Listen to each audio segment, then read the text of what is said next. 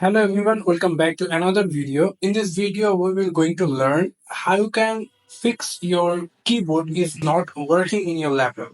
So without further ado, let's get started. So first of all, I will show you a visible keyboard in your laptop. How can you turn on your visible keyboard in your laptop? It's such a very simple way. So come over these search options and search for on-screen keyboard. Here you can see on-screen keyboard appear and just click on it. And then here you can see you visible your on-screen keyboard in your laptop.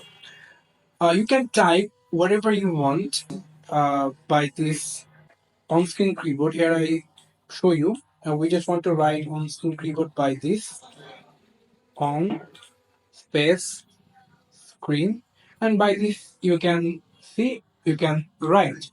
If you're happy with this visible keyword, then it's okay. But if you are not, then you just come over the search option and search for device manager. Here you can see device manager appeared, and then maximize it and come over these keyboard sections. Click on it, and then I have four driver in my keyboard sections. If you see any driver, just click on that driver, press your right mouse button, and go for update driver. And then come over to this browse my computer for drivers. Just click on it and then click next. And by this, you can update your driver.